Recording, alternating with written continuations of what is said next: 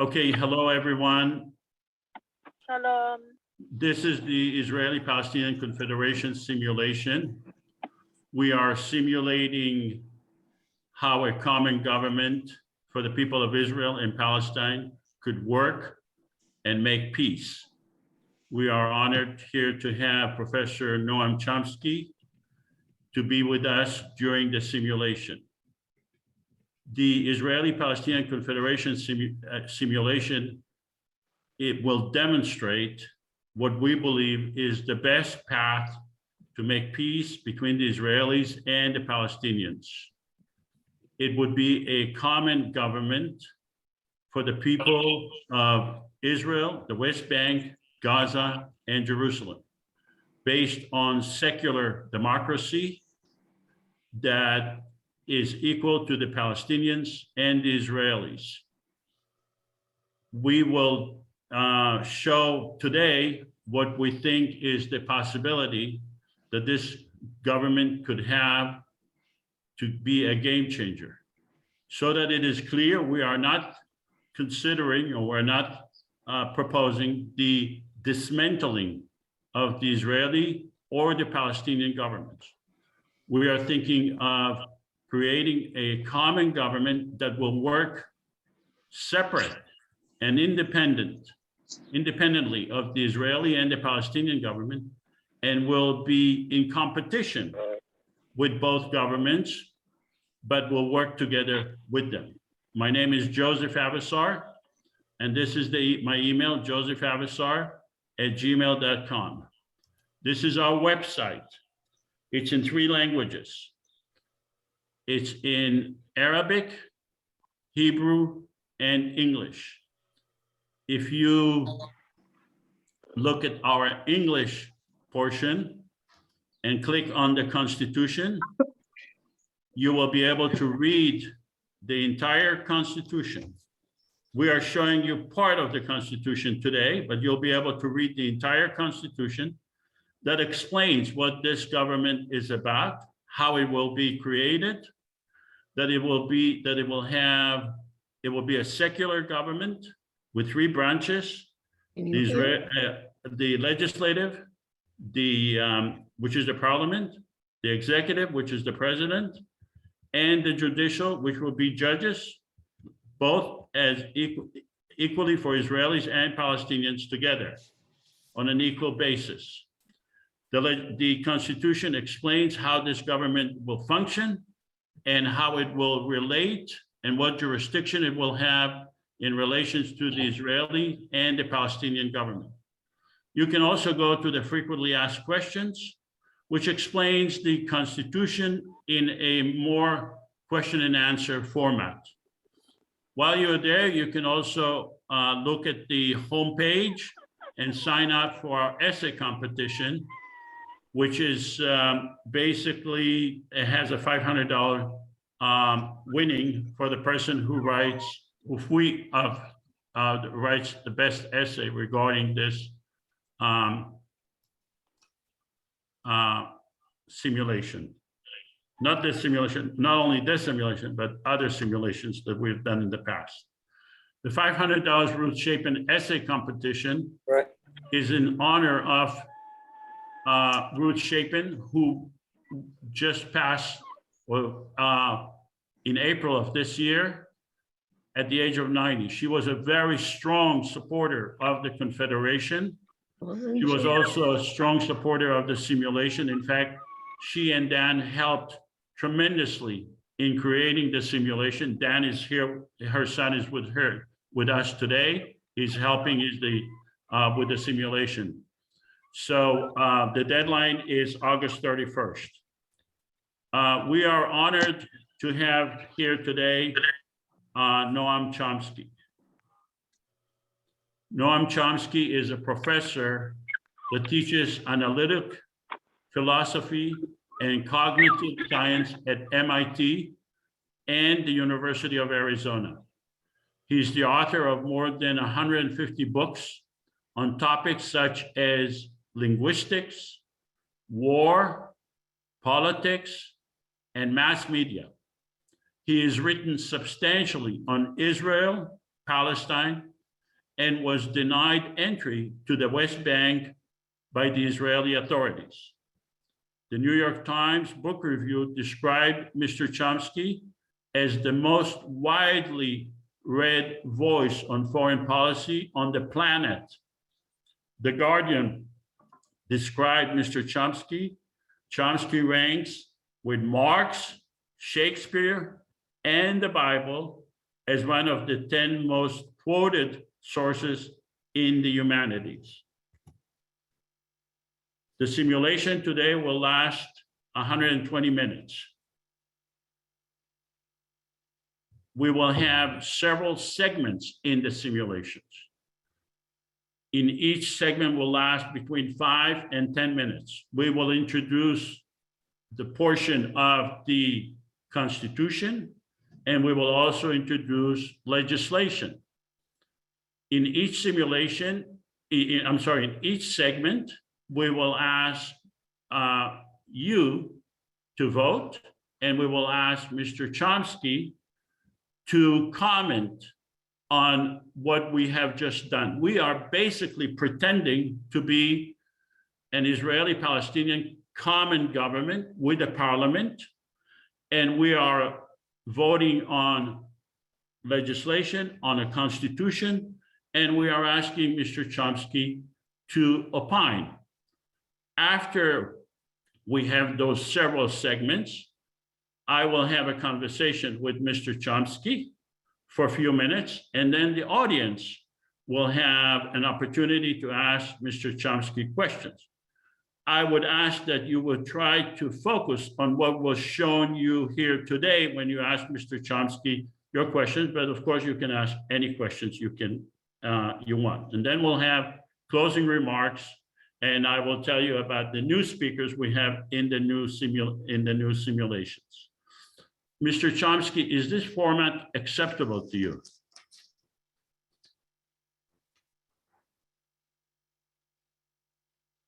He's muted. Okay, Mr. Chomsky, you need to unmute yourself.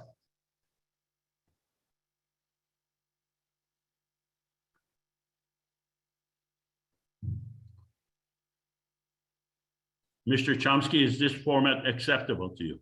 Yes, it is. Great, thank you. We have a short video that explains what the Confederation is about. I would like to play it right now.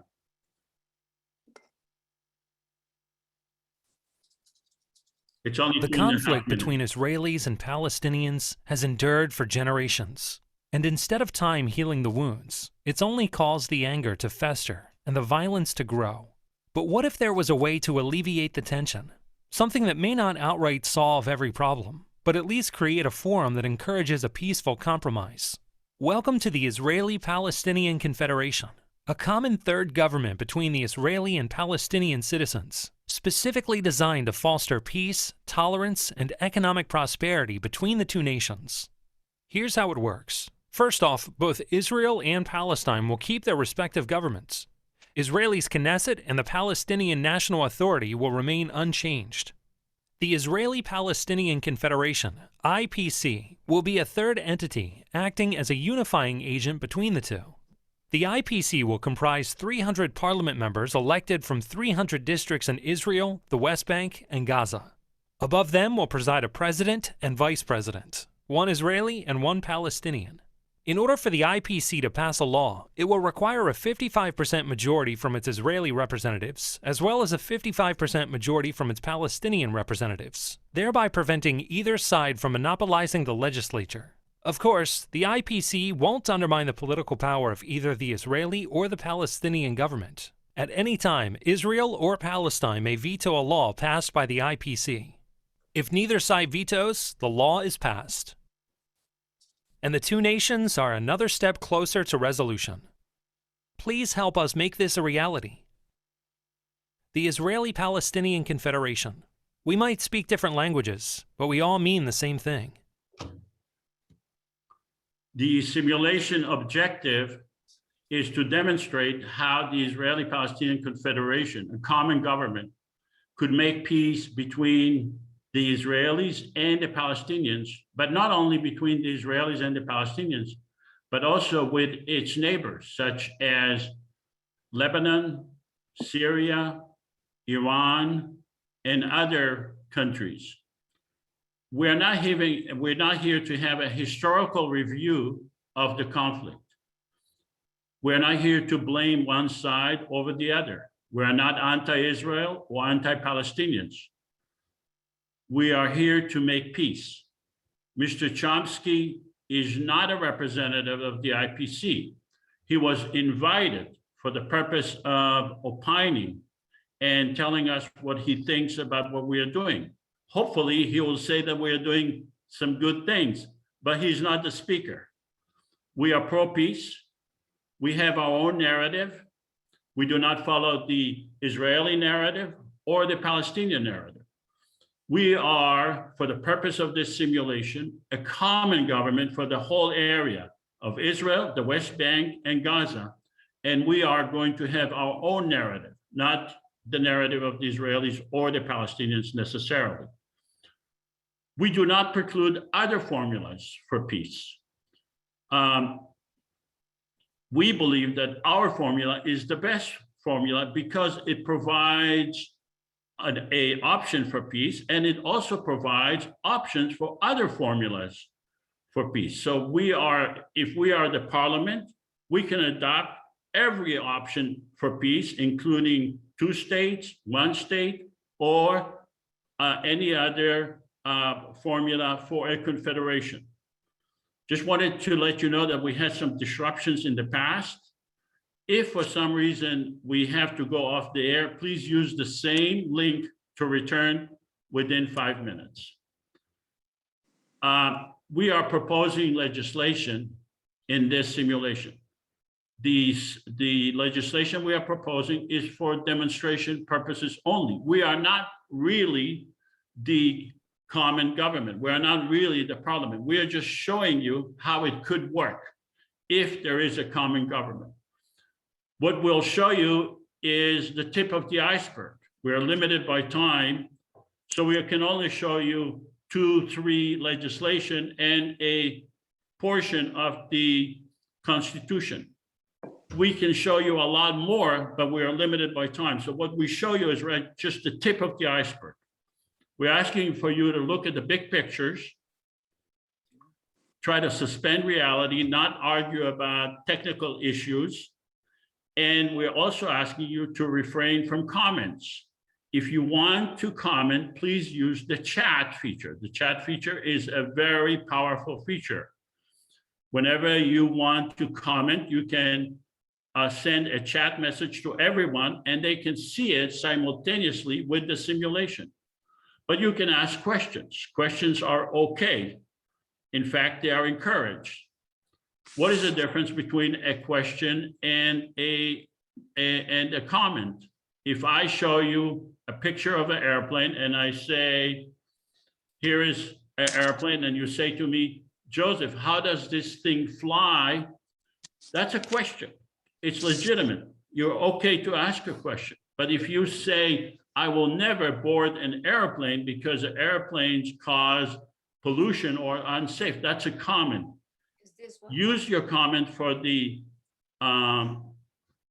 you can use chat for your comments and use them, or for the end. You can just give your comments at the end. There are certain facts and assumptions that you will need to agree upon in order to have a valid simulation. These are facts. Let me try to get my red pen on the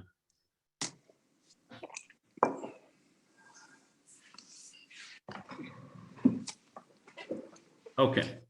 So these are facts. You'll have, I think most of us will agree that these are true facts. That the Israeli Prime Minister represents Israelis only because he was elected by Israelis. That the Palestinian leaders represent Palestinians only.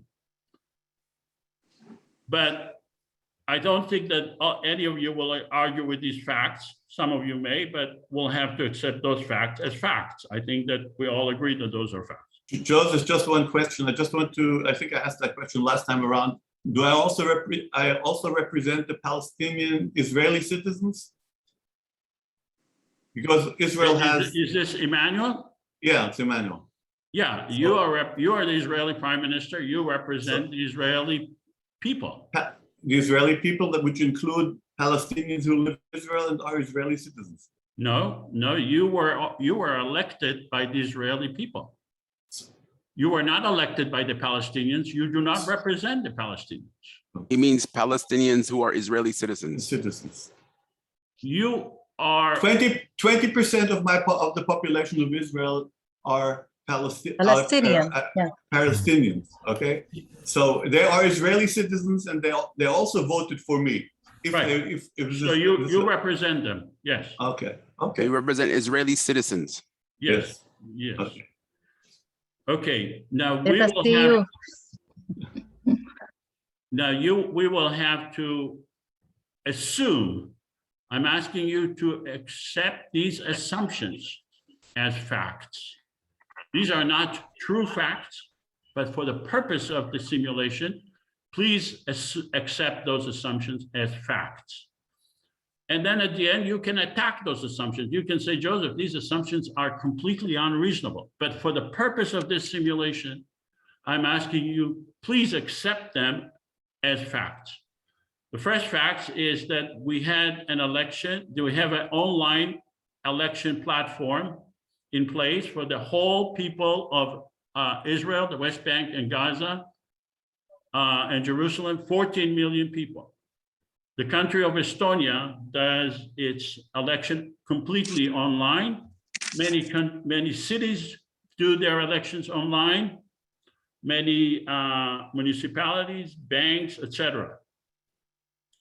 You will also have to assume as facts that we had an election, that the Israeli-Palestinian Confederation had an election for the entire 14 million people, excluding minors, of course. But all of the people were allowed to vote in the election. You will also have to assume as facts that 5 million people voted in the online elections. The 3 million Palestinian voted and 2 million Israelis voted. You will have to accept as fact that the president, that I, Joseph, was elected as the president, and I received 1.5 million votes. And the vice president, she's Palestinian, she received 1.3 million votes, and she will become president after 2 years. In other words, we rotate based on the Constitution. She becomes president, I will become vice president, but we both have constitutional duties during the time that we are serving as president and vice president. You will also have to assume that 300 parliament members were elected. Most of you will be asked to act as parliament members. You'll have to assume that we had 300 districts, just like the video shows, and 300 parliament members were elected. And each parliament members represent 47,000 people. So I will ask most of you to act as a parliament member. Now, ahead of time, I asked some of you to act as leaders. I got a lot of volunteers. So we have Emmanuel, you volunteered to be Israeli Prime Minister, correct? That's correct. And I assume that I'm the Prime Minister of Israel, not of the Confederation. No, I am Okay. I was elected as the Prime Minister, the President of the Confederation. Okay, good. Emmanuel, you are simply Naftali Bennett now. Okay, Right, exactly. Put my And cape we on. have Dr. Warda Sada. You are the president of the Palestinian authorities, correct? Yes. We Correct. have Hamza. You are the leader of Hamas, correct? Correct. We have Stephen Condell, you are the US president. Yes. We have Charles Frederick, you are the French president. Yes. We have Amy Lasserman as the Chinese president. She's not here. We have Zev Shapir as the Saudi Arabia king. Correct. And we have John Owen as the British Prime Minister, correct? The rest of you, I'm asking you. Okay, so Mr. Chomsky, are you willing to accept those assumptions that we just spoke about?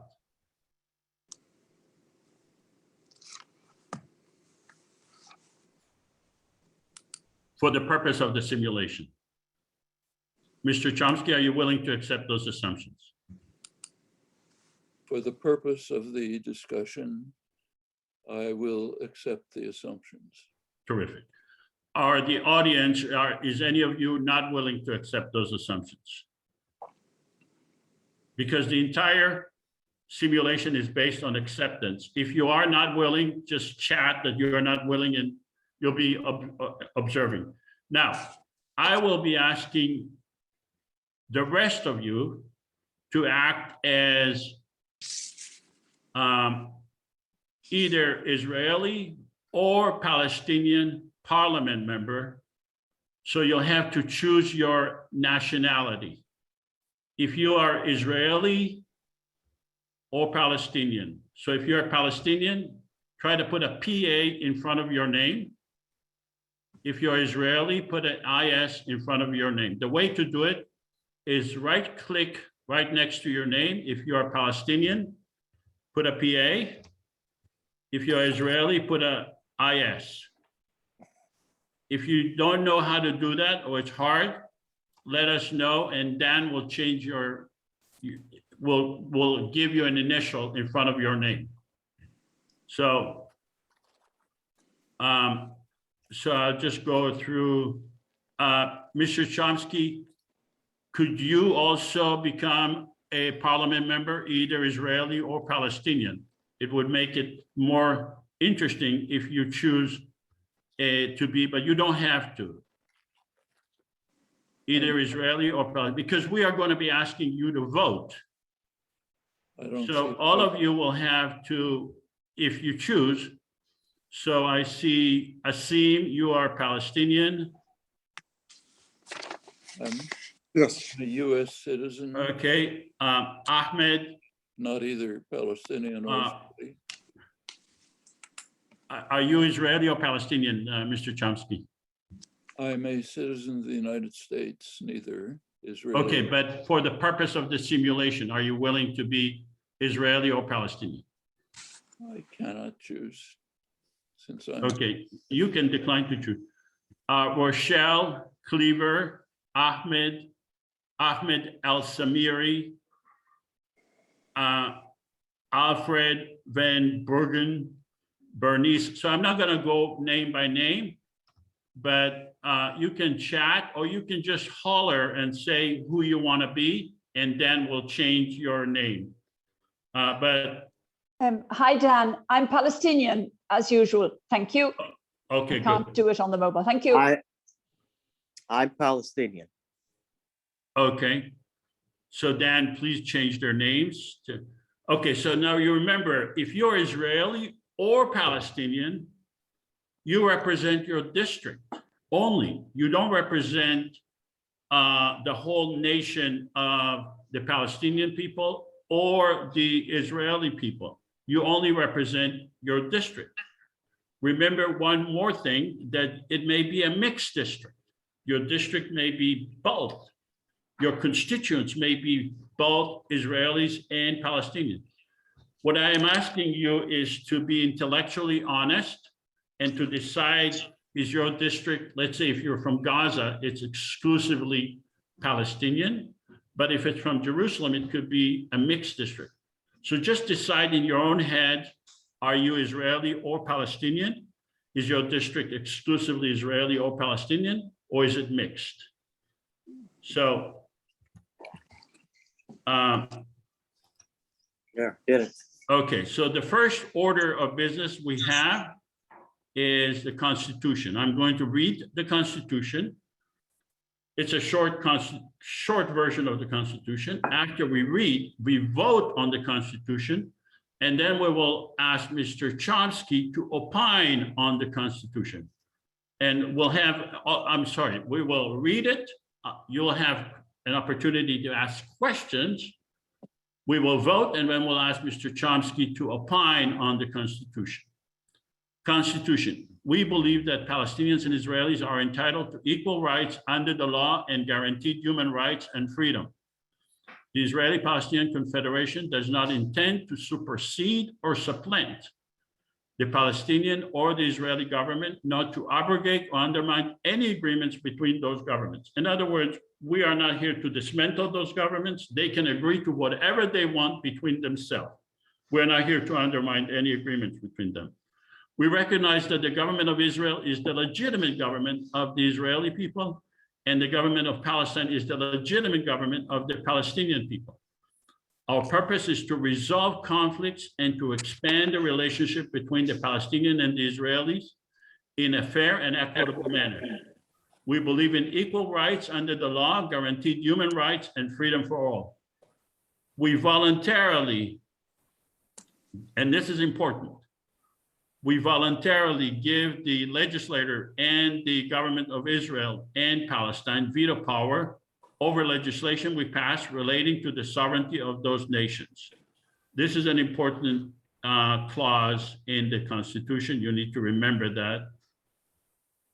We believe in the separation of power between the legislative, executive, and judicial branches.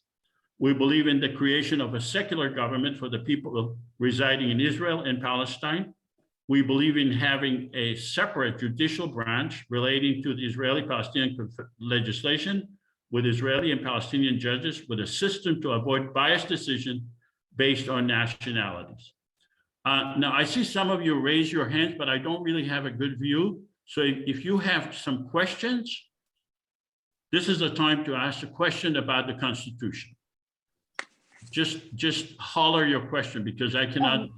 I have a question. Okay, Janine? Okay, so don't we need to have two states first? Doesn't the Israeli-Palestinian Confederation place the wagon before the horse? That's the question. Okay, like I said, the Israelis and the Palestinian government could agree to whatever they want. We are not, so if they choose to have the two-state, they can do it. We're not trying to undermine any agreements between them. Personally, I do not believe they will ever agree. And I think that to say, let's have the two-state solution first is disingenuous in the light of the fact that in the last 73 years, they haven't been able to, but we're not taking that option away from them. We believe in peace. We believe in creating a common government that will make peace. And they can put the horse before the wagon anytime they choose. Any other questions? I have a question. Yes. Yeah, Libby. Why would the government of Israel not pass the same laws as the Confederation? And then also, could people from Hamas run for office? Well, the government of Israel represents just 9 million people of the 14 million. It's not the government of the entire area. So it doesn't have the global authority. It doesn't have the global legitimacy. It doesn't have the global view. And it would not be able to pass legislation that affects the whole area of Gaza, Israel, the West Bank, and Jerusalem.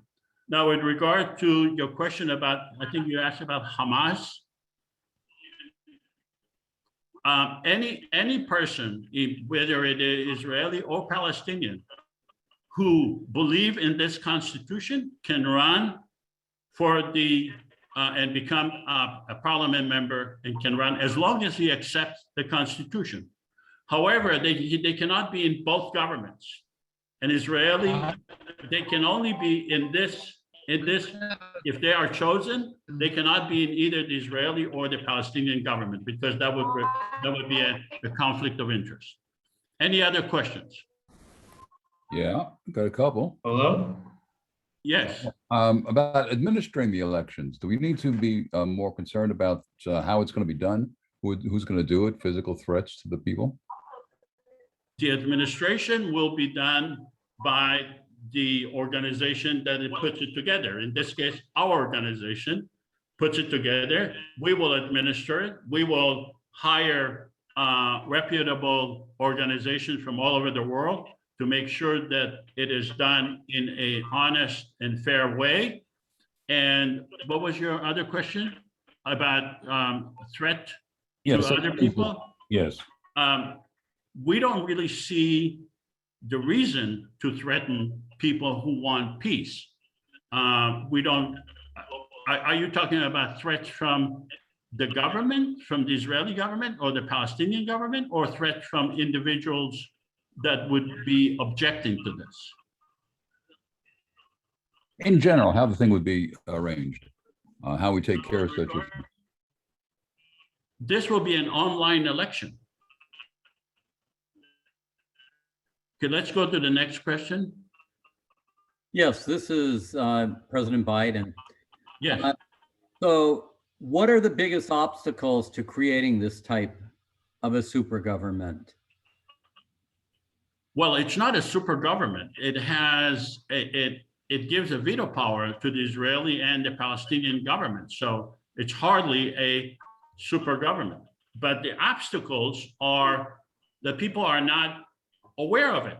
They're not aware of that option. It's been inculcated in our mind for the last really 100 years that Israelis and Palestinians, they need to live separate from each other and that they cannot be together, that they have to have separate states. We are not against two states, but we think that there are other options and the public has to be aware of it. Now, quite frankly, the other option, the other reason that prevents it, and I'm not being facetious or cynical, but really people are afraid of peace. Both the Israelis and the Palestinians are afraid of peace. Their government is afraid of peace. There are many, many people who have their fingers in this conflict, and they enjoy the status quo. This government, if it is created, will change the entire situation in Israel-Palestine, and people don't necessarily want that. People are there are arms that are being sold, arms that are being purchased, and by both sides, by many sides, there are many, many strong elements who want to maintain the status quo. And they are all afraid of peace. So the risk, one of the issues involving this is that a common government could actually make peace. And making peace is a risk by itself. Any other questions? Yes. Yes. Yes. Hello? Am I asking a question as the king, or am I asking a question as just a question? The king can ask the same question. Okay, that's true. Well, you said there's a 55, the majority that rules is going to be 55% in the new Confederation. Right. Yet when the Israeli side votes, 20% of their population will vote, I assume as they voted till now, on the side of the Palestinians, or in general, the Arabs of Israel will vote as the Palestinians vote. So won't they have a kind of edge when they get started in any kind of vote? And won't that hamper the real true democracy of what's going on? Well, you are assuming that the Palestinian Arabs that live in Israel that are Israeli citizens, that they have a different interest in mind than Israelis do, than Jews do. And that not necessarily an assumption that is correct, but it depends on the topic. It will depend on the topic. Absolutely. And that's why we have many safety valves. The safety valve is that you would need both the Israelis and the Palestinians to vote yes on the legislation. And then you give a veto power to the Israeli government and the Israeli parliament, and you give a veto power to the Palestinian governments and the Palestinian parliament. So what if the issue is affecting the Jewish population and they feel that they're not represented and they veto whatever it is, yet the Palestinian population and the majority of the IPC vote pro? What's the safety valve for that? If the Israeli or the Palestinian government veto the legislation, it's not going to pass. That's what. So in reality, in 100 years, you could have a lot more Israelis or a lot more Palestinians. The purpose of the legislation is to give safety valves from now until the future. So if the Israeli government chooses to veto it, then it's not going to pass. If the Palestinian governments are not going to veto it, then it's not going to pass. Any other questions? Yes, can I ask one? Yes. Yeah, Len? Okay, my question is, I'm following up on Janine's earlier comment about borders. She asked a very good question. My question is, you appear to be assuming that the West Bank and Gaza is part of the Palestinian grouping, whereas there are many Israelis that live in the West Bank. And who are they vote? Where do they vote? Both the Israelis and the Palestinians would vote in their districts. The district could be Israeli, exclusively Israeli, like in Tel Aviv. No, I'm talking about the people living in Judea and Samaria, for example. There are Israelis living in Judea, Samaria, or the West Bank, if you wish. Yeah. Who are they part of? They are part of their districts. There is going to be a district for 300 districts. The districts are not based on Jews or Palestinians. The districts are based on population. So if you take 14 million and you divide it by 300, you get 47,000 in each district.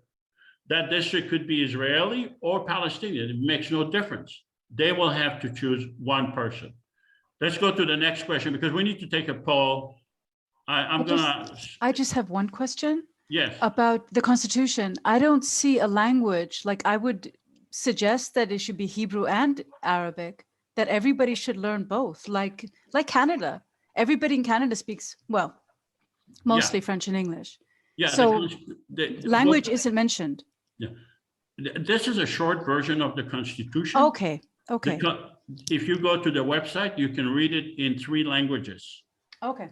But the Constitution does not say anything about what languages need to be learned. That's part of we can do it as part of the legislation today. So let's take a poll.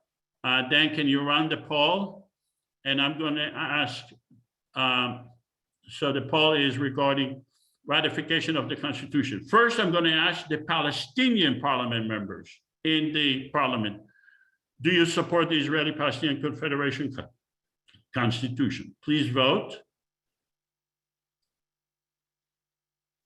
Okay, I'll give you 15 more seconds to vote. Okay, we are going to end the polling for the Palestinian. share the results. 89% of the Palestinian parliament members voted yes.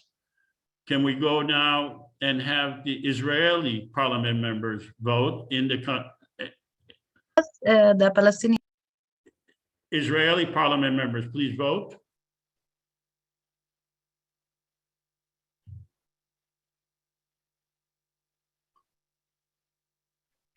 Okay. We're going to end the voting on the Israeli. Let's end the polling. Let's share the results. 81% of the Israeli parliament members voted to ratify the Constitution. Let's stop the sharing. So congratulations, we have a Constitution. And let's go now to Mr. Chomsky and get his comments regarding this process that we passed the Constitution, please. Before, please, can you tell how many Palestinians voted and how many Israeli voted to this? About in this session? I think it was about the same. I don't know the numbers. It's hard to go back to the vote, but we'll do it next time. Okay. But it really depends on, we have 83 participants today, so I don't really know it, but I just don't remember the numbers, to be honest. Okay, so let's have Mr. Chomsky. Could you comment about this Constitution passing? Listen, I'm not actually a participant, I'm a visitor. I listened with considerable interest to the questions and your responses. With regard to the Constitution, I think it has some problematic elements. So take the third point.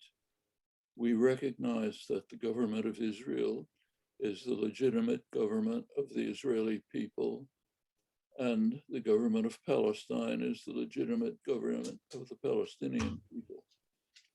I don't see how we can recognize that. First of all, the government of Israel is not the legitimate government of the people in the occupied territories. Every relevant international institution, even Israel's highest legal authorities, have made that very plain and explicit. So it's not the legitimate government of the Israeli people in the occupied territories.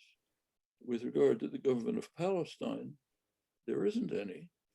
There's just the Israeli government, which happens to rule illegitimately over the areas of the occupation. It's not my opinion, it's the universal opinion.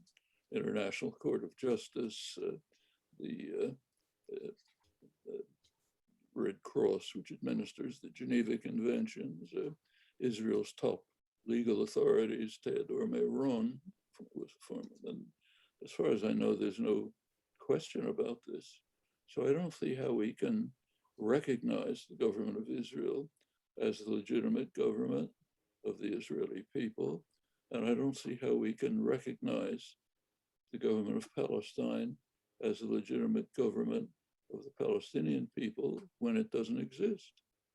And this question arises with regard to other elements of the Constitution as well. So the second one that's marked in red in what you presented, you can't give the legislatures of the governments of Israel and Palestine a veto power when they don't exist.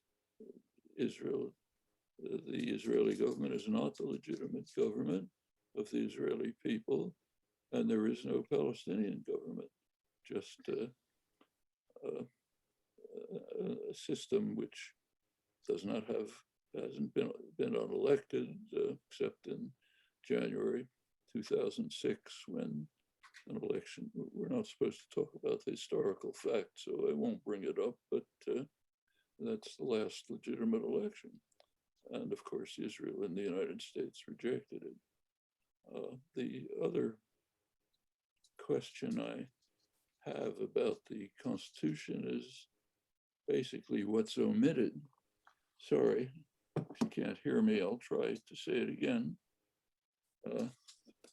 Basic question I have to repeat is with regard to line 3 and secondarily with others like line, I suppose it's 6, is that we cannot recognize, as far as I can see, we cannot recognize that the government of Israel is the legitimate government of the Israeli people against the decisions of the World Court, Israel's highest legal representatives, every other United Nations, every other relevant institution, which says it is not the legitimate government of the Israeli people living in the occupied territories. We can't recognize that the government of Palestine is the legitimate government of the Palestinian people when there is no government of Palestine. So it seems to me that there's a fundamental problem in the statement of facts, and this influences the interpretation of several other elements of the Constitution. So the 6th, the one that's marked in red on the screenshot, you can't give the legislatures and governments of Israel and Palestine veto power relating to the sovereignty of those nations when the government of Palestine doesn't exist and the government of Israel is not the legitimate representative of the Israeli nation, just parts of it. So I don't see, it's true that we're talking hypothetically, but we should then recognize that one of the unstated hypotheses is that the government of Israel is the legitimate government of the Israeli people, which is false, and that the government of Palestine exists, which is not true. So the Constitution is based on assertions which are just not correct. It's okay to discuss assumptions about what might be the case, but then the assumptions have to be made explicit. So I would suggest, my own suggestion would be to amend the Constitution with a preamble which says we are presupposing certain factual situations. We leave open the question whether they exist or not, but it's only within those presuppositions that the Constitution can be contemplated. And the crucial one is the one I mentioned, the presupposed assumption that the government of Israel is the legitimate government of the people in the West Bank and that the government of Palestine exists. Those are two fundamental assumptions. And on the basis of those assumptions, the discussion can proceed. But Professor Chomsky, to be correct. Professor Chomsky, regardless of whether you believe that the Israeli government is legitimate government of the Israeli people and the Palestinian government is the legitimate government of the Palestinian people, we just voted on that. We accepted that all as true.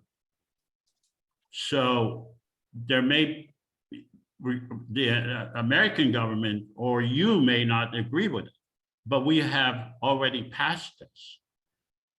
We accepted all of this as true. Yeah, but then it should be stated explicitly in the preamble to the Constitution that this is based on factual assumptions, which we stipulate for the purpose of the consideration of the Constitution, and make clear that what is stipulated is what in fact is rejected by every relevant international institution. Then we can proceed. Okay. All right, let's go to the next order of business. And that's the declaration of intent to grant the veto power. That's exactly what Mr. Chomsky was talking about. We are a parliament. I am the president. I present this declaration of intent to grant the veto power. We want to have peace. And we want to include everyone at the table to make peace. So this is our declaration. The Confederation is the government of the entire population of Israel, the West Bank, and Gaza. 14 million people. I am the president. All of you are parliament members. We hereby bestow, we are willing to give a veto power relating to legislation affecting sovereignty to the following: the government of Israel, the Palestinian Authority, and Hamas. So basically, we are saying we will pass legislation. We are willing to give these three entities a veto power. Does anyone have questions regarding? I have a question for, yes, Mr. Yossi, this is Marzia. I got a question for you. I'm sorry, I cannot hear you very well. My name is Marzia. I got a question for you. Yeah, what is the question? You included the Hamas in this legislation. All the members of Hamas and leaders who say that death to Jews, and you know the history of Israel reestablished after the Holocaust, which in 6 million Jewish people are perished, and after. What is the question? What is the question? A terrorist organization who always keeps chanting that death to Jews, and they should keep in sea. And Maria, can you ask the question, please? Yes, my question is, how can a terrorist organization included in for peace or a confederation? I mean, is this a joke to Jews or Israeli citizens who are fighting and surviving, who are the survivors of Holocaust? Could someone repeat the question for me, because I cannot hear what she's asking? Could someone? Yeah, she's saying, she is asking why is Hamas included, and she's calling Hamas a terrorist organization, and she's saying, how do you expect Israel to deal with a terrorist organization in this type of confederation? Oh, okay, that's a very good question. I want to answer her. Yeah, we are not the government of Israel. We are a separate government for the people of Israel and Palestine together. And we think that in order to make peace, it's important to bring all the elements that have power in the area, to include them. It's better to include them than exclude them, including the government of Israel, the Palestinian Authority, and Hamas. And this is why I prefer to change from Hamas to Gaza Strip. So are we seeking peace? So are we seeking peace? Who are murderers? Who murders Jews? Are we seeking peace? Okay, then you can vote. You can vote no. So let's take a vote. Before we can we change it if instead of Hamas we said Gaza territory, because you know in Hamas there is Fatah, there is Hamas. For now maybe Hamas is controlled, but maybe later Hamas will not control there, and also in that in the West Bank maybe now it's Fatah control that. Maybe in the next generation Hamas will, if there is no peace, maybe Hamas also will continue its struggling for having So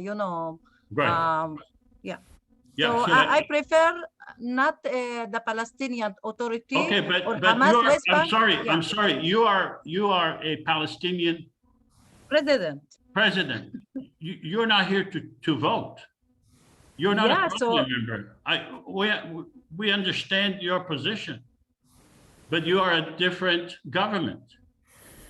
You cannot control our government. We want, so Palestinian parliament members, please vote. And we have 81% of our parliament members.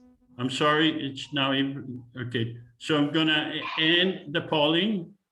Let's end the polling. And 77% of the Palestinian parliament members voted to give all three entities a veto power. How many were there? Let's go to the Israeli parliament members. How many votes? How many votes were there? There were, I believe, 26 people voted. let's go to the Israeli parliament members. I'm going to end the voting in a few seconds. I'm going to end the polling on the Israeli. Share the results. 81%, 13 of 16, 16 voted, so 13 of 16 voted yes, 3 of 16 voted no. So I'm going to stop sharing. And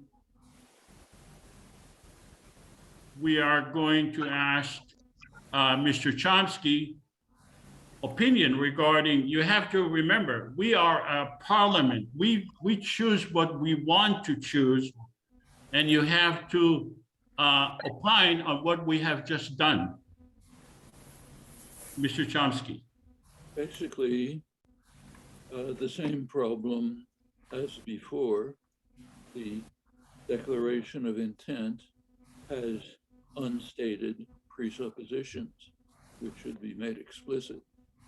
One presupposition is that the government of Israel is the legitimate authority over the Israeli people in the occupied territories. And on the side, we should note that that assumption is rejected flatly by every relevant international authority.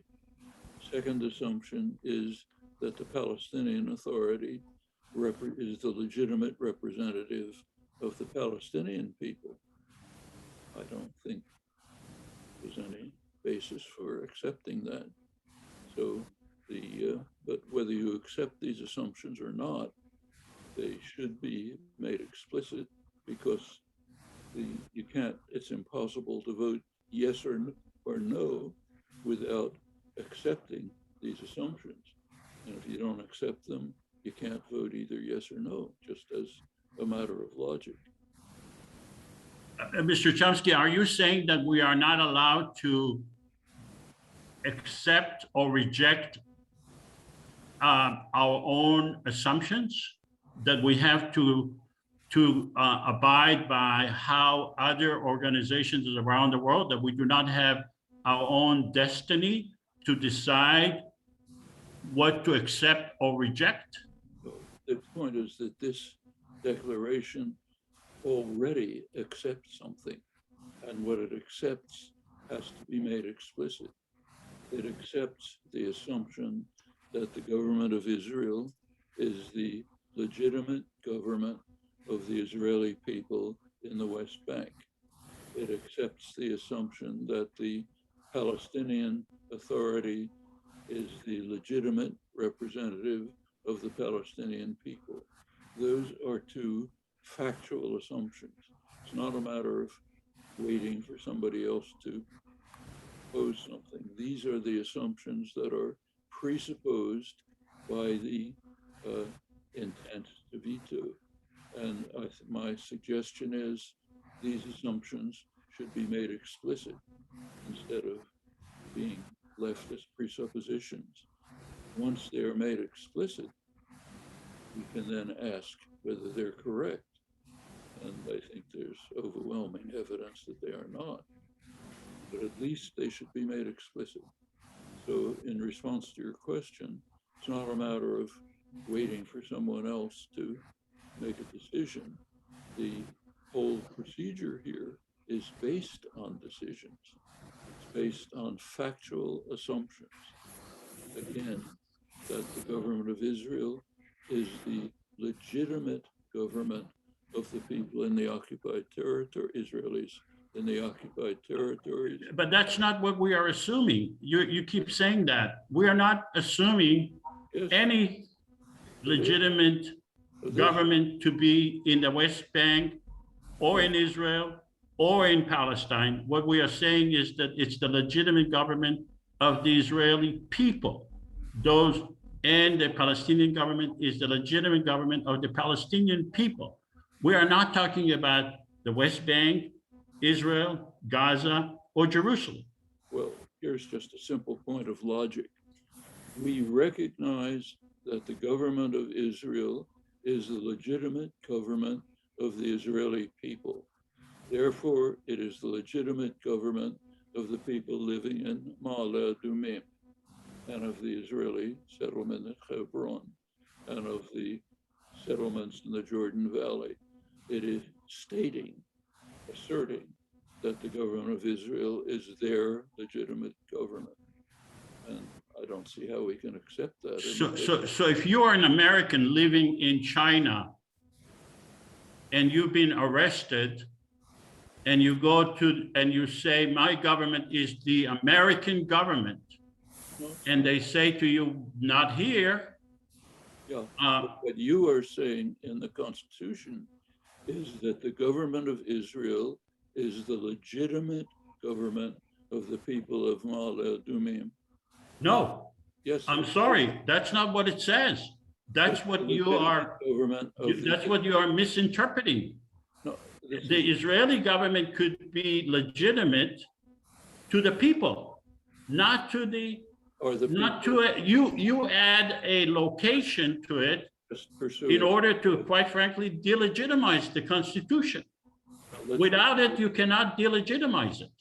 You're saying Ma'ale Adumim. There is no Ma'ale Adumim here. There is nothing here. It talks about people. Oh, it says the Israeli people. Correct. But here's a question: are the people, are the Israelis in Ma'ale Adumim Israeli people? Yes, because they are voting for the Israeli government. So but it doesn't make the government legitimate. Right. So what this says is that the government of Israel is the legitimate government of the people in Ma'ale Adumim. The Israeli people, not the people, the Israeli people in Ma'ale Adumim. They have to be 100% Israelis. So the statement of the Constitution is that the government of Israel is the legitimate government of the population of Ma'ale Adumim. That's a factual assertion. And it also says that the government of Palestine, which doesn't exist, is the legitimate government of the Palestinian people. Those are factual assertions, and they should be made explicit. Once they are made explicit, I think we can see very clearly that they're not correct, but they at least should be made explicit. I think you're splitting hair unnecessarily without really looking at the whole picture. This is just to be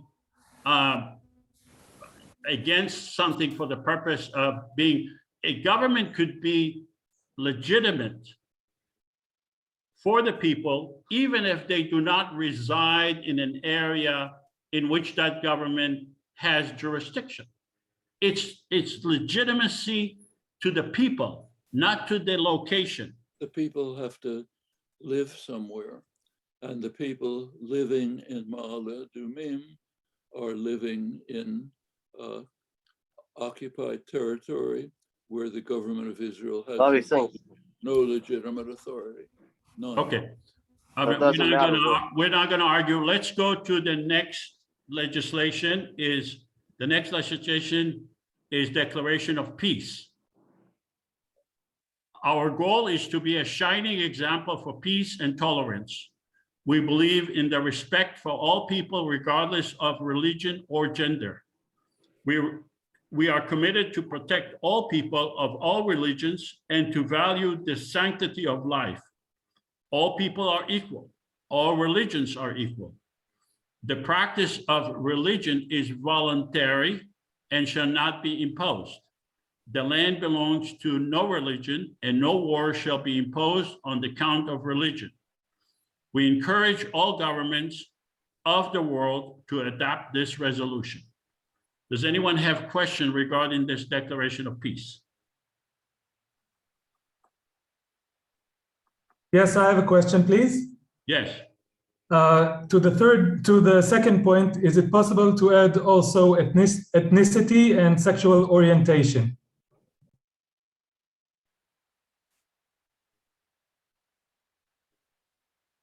Where we believe in the respect of all people, regardless of religion or gender? And also sexual orientation and also ethnicity. Is it possible to add that? Because otherwise I would not be able to vote yes, but if so, I will vote yes. Okay. All right, you can assume that it's been inserted. Let's take a vote. Palestinian parliament members, please vote.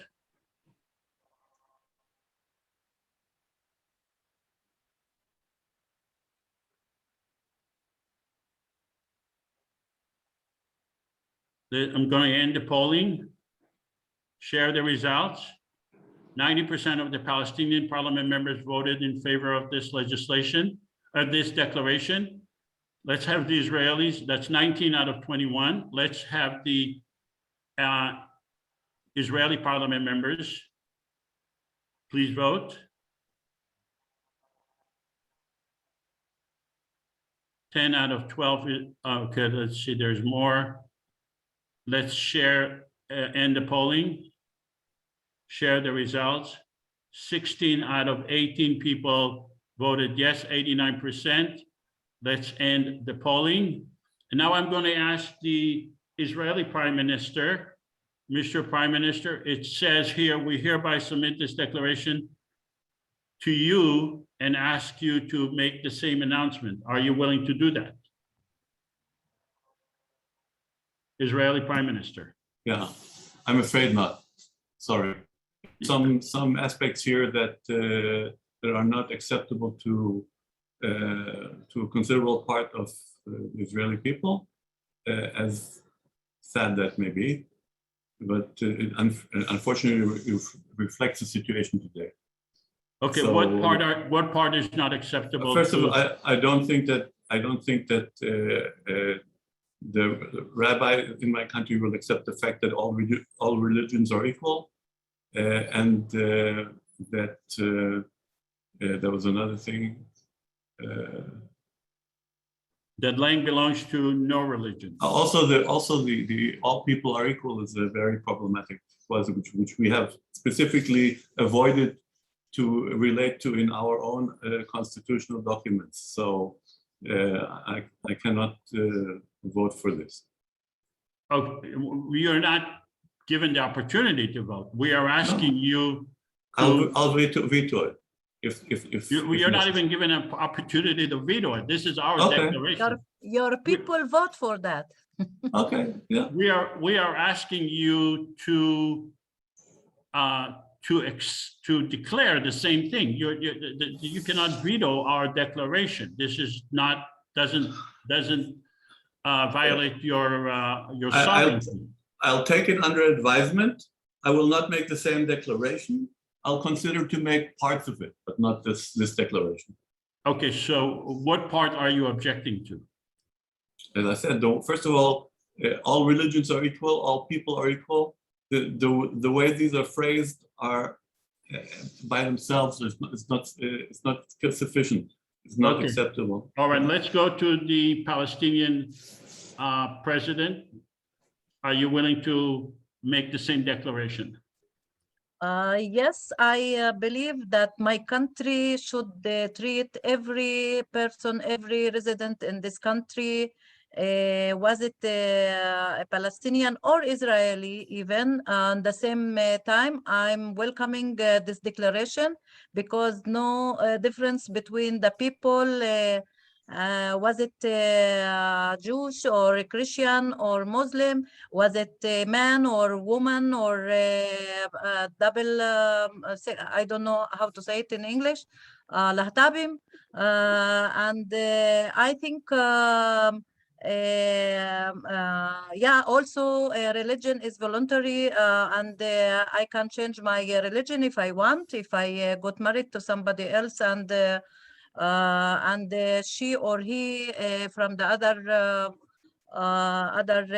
religion, and I'm supposed to change or not to change, because I can also marry in other different ways of not religious ways. Yes, I think I accepted because also my people voted for that and it's acceptable. Okay, what about Hamas leader? Are you willing to accept this? About Hamas, yeah, for now, if we are talking about this time, Hamas, it's I think Wait. it's, You cannot speak for Hamas. Let's have him speak. okay. Okay. Hamas leader, are you going to? But Yes. before I'm as a president, I can't say something about Hamas. You already said Because- it. We're not asking you to say something about Hamas. We're asking Hamas to say something about this declaration. Yeah, Yes. but you know, Yes, there Hamas is a is not point. a government there. It's part of We my country. recognize, I'm sorry, we recognize Hamas. We chose to recognize it. You're a separate but- government. I vetoed for that. Okay, you're not allowed to veto this. Okay. This is, okay. So Hamas, are you accepting this declaration? Yes, there is, from Hamas point of view, there is a point which we have objection to it, which state the point which states that the land belongs to no religion. According to our principles, it's land belongs to Islam. Are you talking about this? The land belongs to no religion? Yes, You object to that? yes. Anyone represent Hamas will say this. I'm sorry? Anyone who represent Hamas will say this. You do not agree with this? With this segment. Yeah, as a Hamas member. Okay, so you do not agree with it. Okay, so we have an amended declaration and we change it. It says, we respect all religions. Are you willing to accept that? Yes, it's better. Okay. All right, so let's go now to the next legislation. We have a lot of business to do. And that is teaching tolerance and understanding. Both educational systems to teach tolerance in their public schools devote a certain number of hours for both sides to teach the history of the Israeli and the Palestinian, as well as teaching Arabic and Hebrew. Educators to draft textbooks together and arrange for a regular exchange of teachers. Public media on both sides to provide fair, equal coverage daily for teaching tolerance. IPC as facilitator, we will be the facilitator to ensure that both sides are fairly represented. Does anyone have questions regarding this legislation? Okay, hearing no questions, we're going to take it to a vote. Palestinian parliament members, please vote.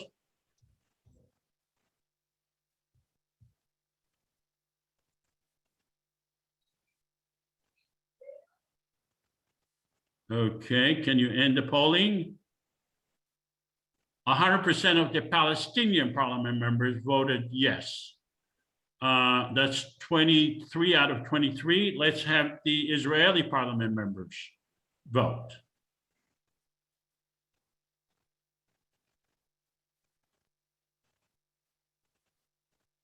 Okay, let's end the polling. 88% of the Israeli parliament members, 15 out of 17 voted yes.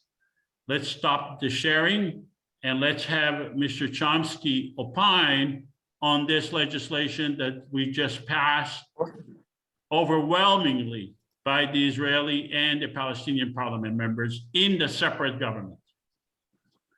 I think they're very good statements, subject to the qualification I've already mentioned, which I won't repeat.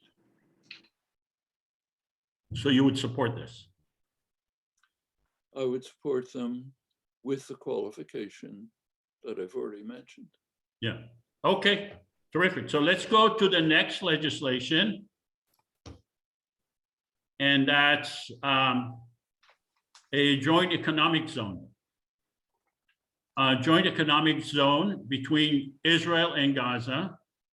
So we want to create a joint economic zone between Israel and Gaza that would be exclusively under the IPC management and control with a common economy. All of it would be controlled, all of it would be run by the separate government, not by Israel, not by Hamas, but by us, to have a common economy with educational system together, education together, industry together, agriculture, sewer treatment, desalination plants, solar farms, wind power and green energy, an international airport and seaport equally accessible to the Israelis and the Palestinians, but all of it will be managed by us. Does anyone have any questions regarding this legislation? Yes, please. I have a comment and I have a question actually about this. You have a question? Please ask the question. Yes. Why are you choosing Gaza in particular? You know, why can't we have this economic zone, let's say somewhere else in the West Bank? Why specifically Gaza, you know? Because Gaza and Israel have a special problem. And so we also have legislation to convert Kalandia checkpoint into educational and commerce center. But we have to do one thing at a time. Gaza does not have a seaport, does not have an airport. Gaza is under siege. Yeah. So yeah, but exactly. This is basically the problem, you know. But geographically, why don't we end the siege? But geographically speaking, Gaza. Excuse me. Let me just finish, please. Okay. Why don't we please end the siege on Gaza, you know, and solve this problem? Instead of, you know, creating a zone which might contribute more to the isolation of Gaza from the rest of the Palestinian territories, you know. Yeah, like I said, the Israeli and the Palestinian government could agree to anything they want, including ending the siege. We are not imposing the siege on Gaza. We are proposing what we think is the best solution. You can be against it. No, but this is not the best solution. Okay, this then you can vote against it. You know? Yeah, that's my comment. That's my question. Sorry, Abdullah, aren't we speaking about 3,000 districts that maybe Gaza has, according to its population, it has 47,000 with how many? 47,000 districts. So Gaza has 60 districts, 60 parliament members, and let's take a vote. Yeah, but also let's have the Palestinian parliament. Yeah, but also geographically, Gaza it has access to the sea. The West Bank is landlocked, so geographically, airport, seaport would need to be next to Gaza. And okay, yeah, what about the people in the West Bank? You know, they don't have airport, they don't have any access, you know, except through Israeli borders. But this doesn't say that they're going to have access to no airport there. But this is talking about a joint economic zone that has port access. Okay, I'm going to end. They are bringing these arguments about airport and land access. Okay, so Joseph, I think there is a misunderstanding about the Confederation perspective. Okay, let's keep comment to the end. The Palestinian parliament member, we voted 11 out of 17 to support the economic zone. So 65% that passed. Let's have the Israelis vote.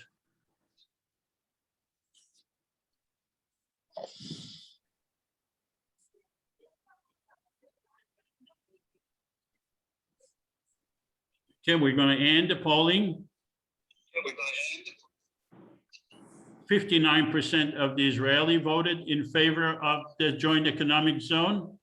So congratulations, we're going to have a joint economic zone voted upon. And let's have Mr. Chomsky opine on this joint economic zone that we just passed. I think it's fine as far as it goes. My only suggestion would be to extend it. A true joint economic zone will require the ending of the punitive Israeli sanctions and restrictions, both on Gaza and jointly on Gaza and the West Bank. That is, the barriers against free transportation between them. Short of that, and the sanctions, of course, are extremely severe. Short of that, it won't really be a joint economic zone. So my suggestion would be to add something saying eliminate. Back closer to a one state. Sorry? My suggestion. Is that closer to a one-state Wait, solution? let Mr. Chomsky speak, please. My suggestion would be to extend the proposal so as to make it a true joint economic zone, which would mean elimination of the severe sanctions that Israel has imposed on Gaza and the barrier of free transportation between Gaza and the West Bank. All right, thank you. I forgot to have the leaders vote on this. Mr. Hamas leader, are you going to veto this legislation? Yes There's or no problem. No problem. No problem. Palestinian parliament leader, are you going to veto this legislation? President of Palestine.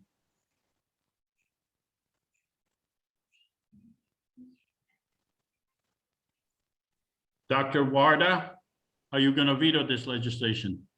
Yeah, I think no problem with this. Okay, As let's much go as to it, yeah. let's go to the Israeli Prime Minister. Are you going to veto this legislation? Yes, I will. I won't have anybody have quasi-sovereignty over the zone between Israel and Gaza. That's a very, very sensitive area, and we need to have complete control. Israel is not going to give that control to anybody, so we'll veto this. Okay, so you are going to veto this, even though you have imposed severe sanctions on Gaza. They don't have an airport, they don't have a seaport, and you do not have any possible way to resolve the situation with Gaza and between Gaza and Israel. Is that what you're telling me? I'm telling you, I'm going to veto it the way it's phrased now. If when you say exclusive IPC management and control, that's something we can't live with. If you make that management and control non-exclusive, meaning giving access to the government of Israel, then that's another story altogether.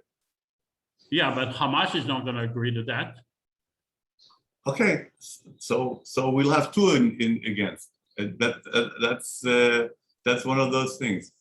Okay, so therefore we're going to go to the international community and try to put pressure on you, Mr. US President. We have a joint economic zone that voted overwhelmingly by the parliament.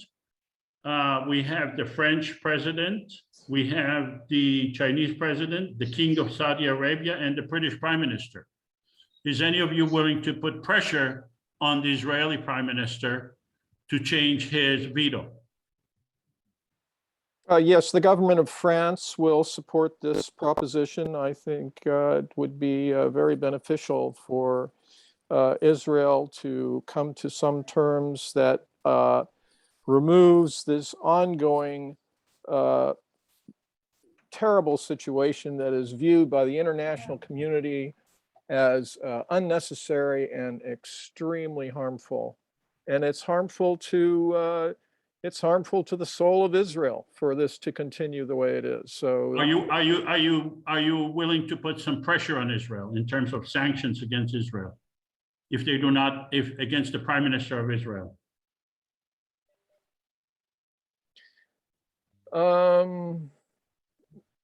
I would bring it up with my parliament, yes.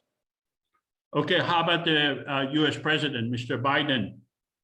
Yes, problem is we're just getting out of Afghanistan, where our foreign policy right now is going to take a little bit of a, we're going to stand back a little bit at this point and reassess a lot of our ongoing commitments. We've had an ongoing commitment to Israel, and the bonds are very tight there. But thanks to the AIPAC lobby pressure, we are not going to pressure the government, the Israeli government. So you're not going to pressure the Israeli government? Not at this point. Okay. How about the King of Saudi Arabia? Are you going to pressure the Israeli government? I'm not going to pressure the Israeli government because I can't see how giving Hamas the power to have a free economic zone, which will infringe on Israel's security, is going to help the situation. I think it would just empower Hamas. And right now, Hamas is supported by Iran. My goal is to have a separate Palestinian state, one that is not supported by Iran, one that is disarmed from Iran. How can I pressure Israel's being Israel armed to, from America. What difference do they make? what difference is what? Okay, but the problem is you haven't been able to create two states. Here we have 5 million people, Israelis and Palestinians, voted to make peace. And you are completely ignoring the will of the Israeli and the Palestinian people in favor of the Israeli government. I'm not ignoring the will of the Israeli. We have a monumental event where Hamas is willing to have a joint economic zone, to create a common economy, to create airport, to create a seaport for the whole area. And all of this will avoid any military conflict. And you are saying that you are willing to ignore all of that in favor of your relationship with the government of Israel.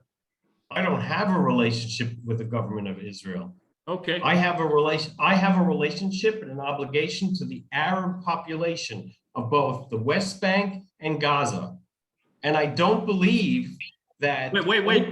Didn't the Prime Minister of Israel meet with you in Saudi Arabia?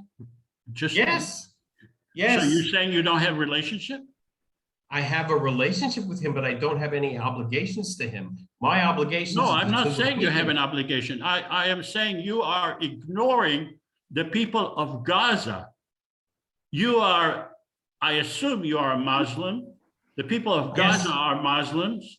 Yes. We have over 750 people in Gaza that voted, and they want to have economic relief. And what you are saying is you are favoring the Israeli prime minister. What I'm saying is I want this to work. They voted for it to work, and you are ignoring it. So let me ask, in this situation, what happens when we make this economic zone, when Hamas has twice as many arms, and they decide that they want to take over and take over the West Bank and take over Israel, and they start shooting? What happens then? That's not the issue. Then the government of Israel can defend itself.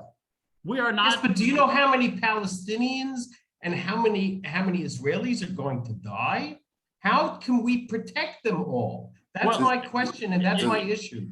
The same way the Israeli government protects their Israeli, we are not taking that away from them. Are you speaking as king of Saudi Arabia or somebody else? Because you don't sound like. Saudi Arabia. I'm speaking about King of Saudi Arabia, not ignoring the reality. Mm-hmm. I don't want to ignore the reality. We all know that Hamas. But you are ignoring the reality. You just told us you don't have a relationship with Israel. I do have a relationship with Israel, but I don't have an obligation to them. If he is going to pressurize the. And you're ignoring the Muslim people in Gaza who voted in a democracy. Maybe you are concerned about democracy. You're afraid to have a democracy because it would spill over into your country and not make you a king anymore.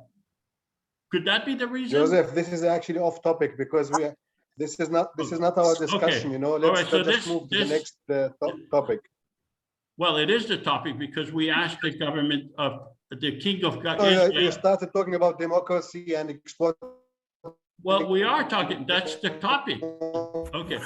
All right. So let's move on to a common passport.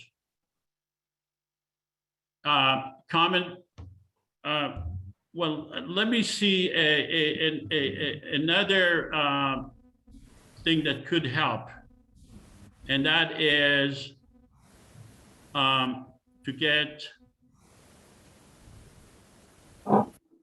financial foundation, because that may be the problem. It still goes on. We're going to Hold on. apply to the other countries to give $100 billion for 5 years. Give you that thing. A commitment to create a solid financial backing to the It's IPC. gonna die, the battery. Okay. Could we get a commitment from the American president? However much are you willing to give in terms of funds for the IPC? Over 5 years, $5 billion. $5 billion for 5 years. How about the French president? $1 billion. A year? No, over the 5 years. Okay. How about the Chinese president? Let's go to the King of Saudi Arabia. How much are you willing to give? Wait, China's weighing in. No, I would not recommend this kind of grant for this program, because we find that Israel is a valuable trade partner and it generates positive public relations in much of the world. And we do not have significant trade or think that there are many options for that in the future between China and the territories. Okay, and how would support to the Confederation affect your relationship with Israel?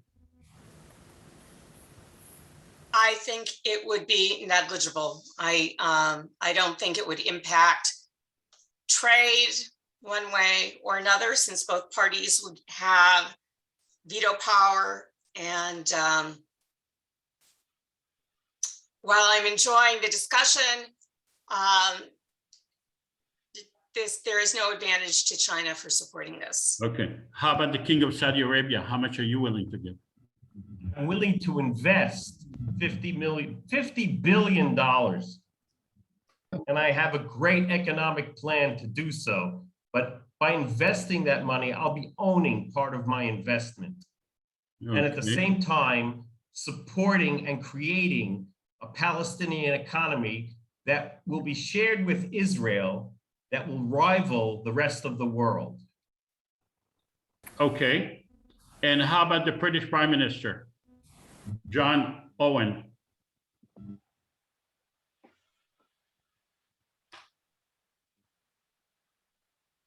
Okay.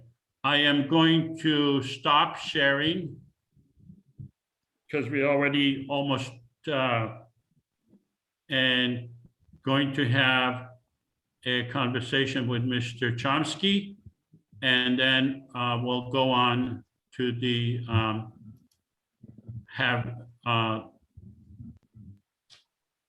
you ask questions. Mr. Chomsky, are you with us?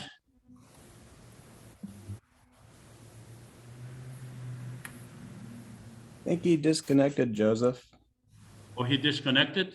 Yeah. Okay. So let's ask the audience to make either ask. Okay, I see question from Janine. I'm unmuting myself. Can you hear me? Yes. Okay, good. So I think one of the things that maybe Mr. Chomsky or other people might find questionable is, I think, is because of what you pointed out, and then I'll have the question, but I just wanted to observe that you were showing and you put a circle around people. And you were explaining there's a difference.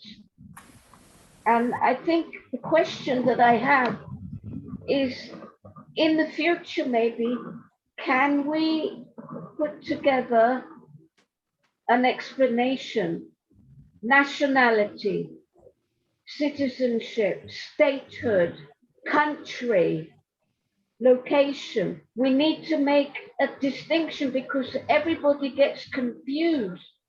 Now, I just want to give a very small example about words, how powerful they are. I was born in London, England, and when you think about a flag, waving a flag, right? It's something to do with solidarity. So what do they call the British flag? Does anybody know? I think they call it the Union Jack. The Union Jack, right? The Union Jack.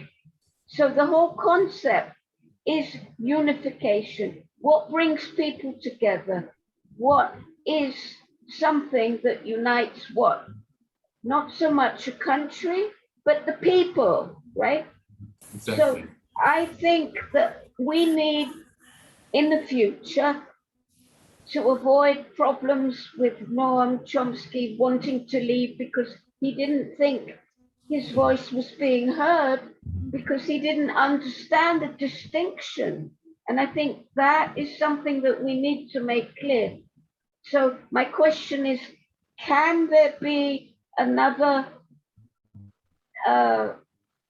teaching, maybe, or education of participants by having some sort of a discussion, first of all, what is the difference between a nation, the difference between a country, the difference between a resident, the difference between a citizen, and the difference between the people, because that is very unclear. Thank you. Okay, so we're going to go to Mauritia and then to Warda and then to Sean. Mauritia? Maybe I'm not pronouncing it correct. Mauritia? No, she didn't Marcia. lower her hand. It was from the beginning. Okay, so let's go to Warda, Dr. Warda Sada. Okay, good evening, everybody. I think the Confederation, it's a very important, very nice program, but I think most of the people here didn't understand that the simulation is something that we will work on, and we will make assumption that we have peace and we have these points, and we will not think about if we are voting for peace, we will not think about having war with the Hamas or with any other movements or any other part. Because of that, it was also part of the people didn't understand, especially Marisia. She said how we get involved with peace with the terrorist organization or something. Another thing, when we are speaking about Confederation, which we talk about the whole land for both people, and every strip is representing the people according to their nationality. So if we speak about, for example, the Galilee, some parts, most of the part are Israeli there. But if we go, for example, in Jerusalem or the area of Jerusalem, part of the Jerusalem area is Israeli, part of it is Palestinian. So Palestinian will vote for Palestine, and the Israeli will vote for Israeli, and every 47,000 will be a strip and will deal with its government, but they have the same rules the same privilege, the same everything. So it's not, that we are now having the same situation. Maybe Hamas will not be Hamas later if we have peace. Maybe she will be another movement seeking for peace. And also in the settlements, it will not be recognized as settlements. It will be recognized as a strip of 47 people who live there. For example, Male Adumim, it will be a settlement there. If it's legal settlement, it will stay there. And if not, and also another issue, it's about about all the refugees, about all the right of return. And the program must be all these elements, so we can talk about really peace and not the misunderstanding that also Janine spoke about. Dr. Warda, I just want to correct you a little bit. Some of the districts may be mixed, and it would be possible for Israelis to vote for Palestinian or Palestinian to vote for Israelis. Yeah, but if there is, for example, a strip that has 30% Palestinian and 70% Israeli, this strip will be Israeli or Palestinian strip?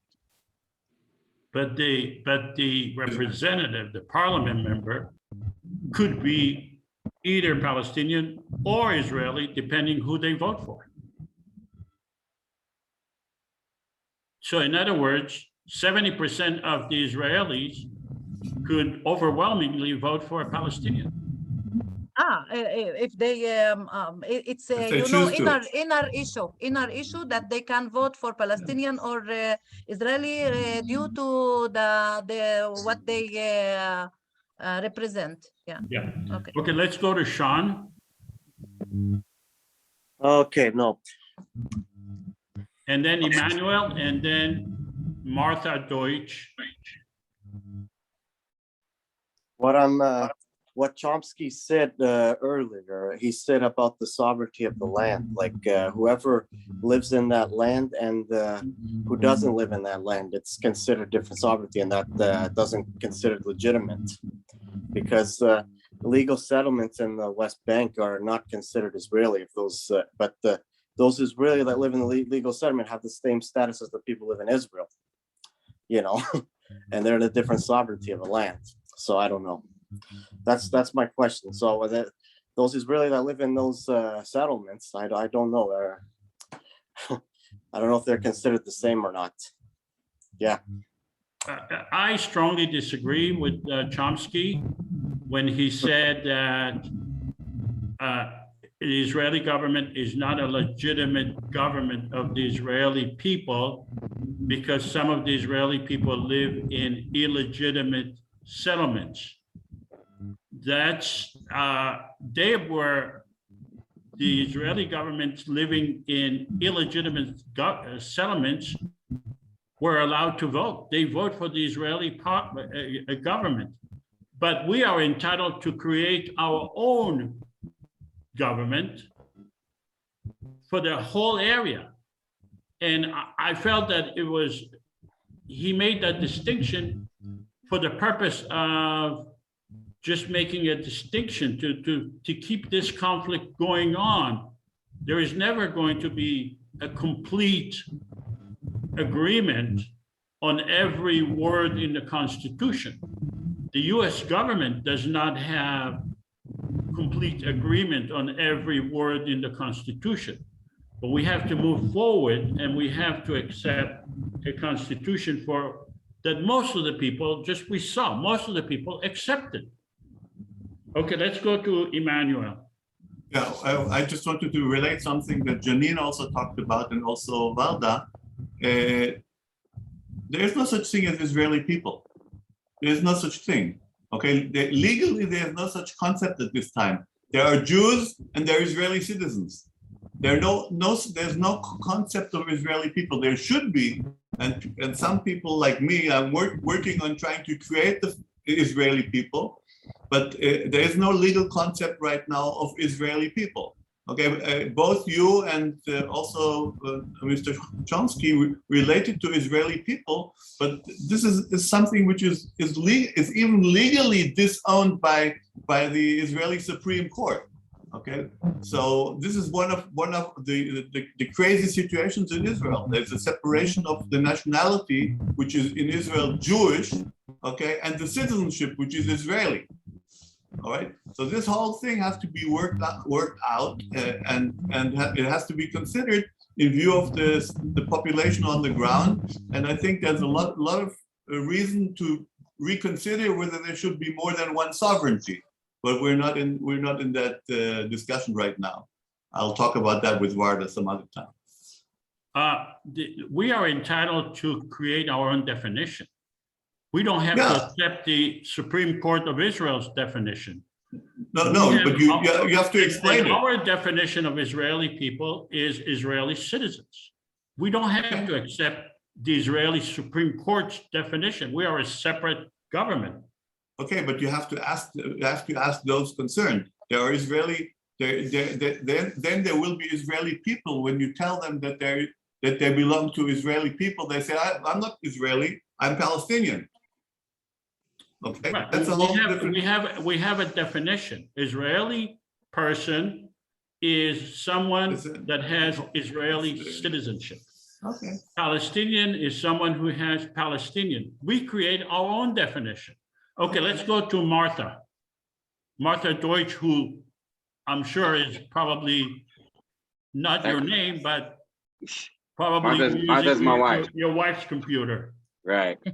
My name is Chaim. Hi, Chaim. Actually, some 20 or 30 years ago, I wrote the paper about the Federation of the Middle East. So a lot of the issues that came up here are issues that I dealt with at that point. One of the things that I think is missing in the whole thing that we are doing here is the fact that we're trying to create the situation without dealing with the basis of it. And the basis is you can't even create a federation when people are disagreeing with each other to the point that a war can start any day. You have to create first some kind of environment that the federation has a chance to succeed.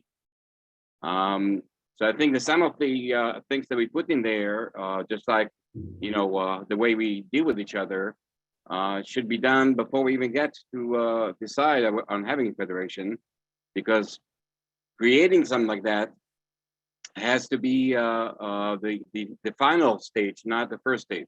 But you're talking about the federation. In this discussion here, we're not talking about a federation. We're talking about a confederation. That's a different concept. A confederation has more than one sovereignty. Okay, I personally am in favor of a federation, but Joseph is advancing a confederation, which may be possible under the difficult circumstances that are presently still going on. Although I don't think so. Okay, so my point, just to finish my point is basically the idea is great, but I think that just to put people that already have some a lot of issues together, to start solving the problem, then it's probably going to be much more problematic than first resolving certain things that actually make them work together, to get to the next stage.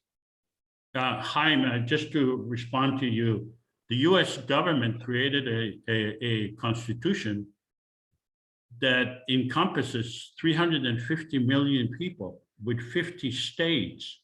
Each state has its own government and its own constitution. Not everyone agrees, but we showed you today there was actually, with the exception of Mr. Chomsky, there was a huge agreement. Every legislation was passed by Israelis and Palestinians. And some were vetoed upon. Including the Constitution. Okay, so let's go to Jay Heyman.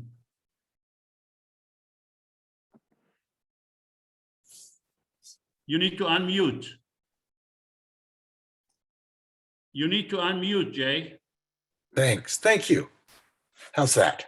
Yeah, that's better. Great. So I want to go back to the point that has been made about creating unity and a sense of agreement on issues. It seems to me like it's just an exercise in futility to address policies at this point that we know either the Israelis and mostly the Israelis are going to reject.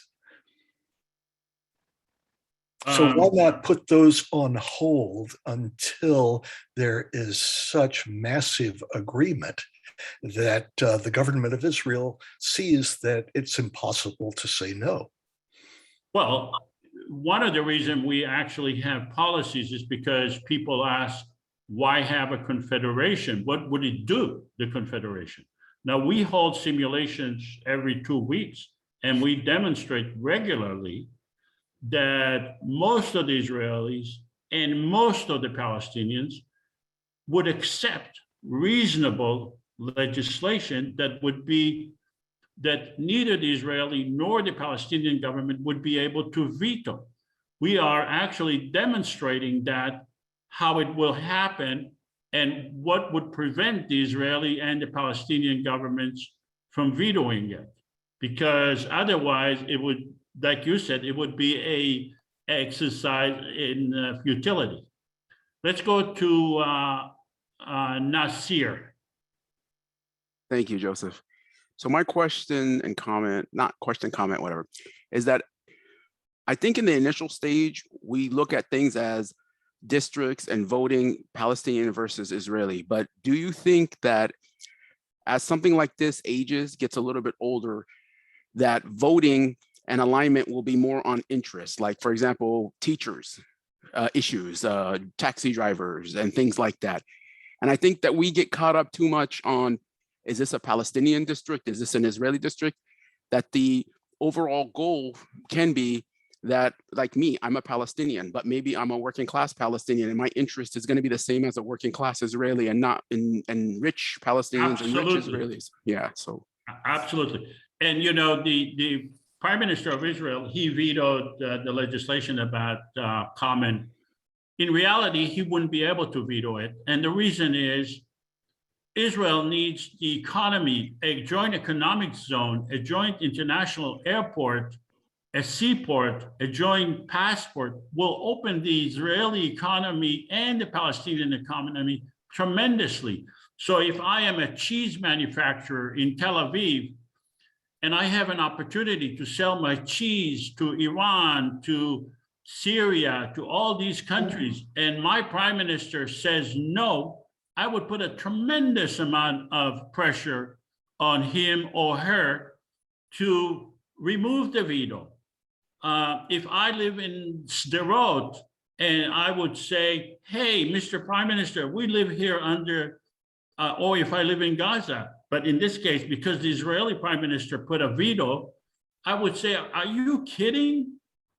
Instead of being bombarded, we have a chance to have a joint economic zone, a seaport, a airport, and you haven't been able to give us peace.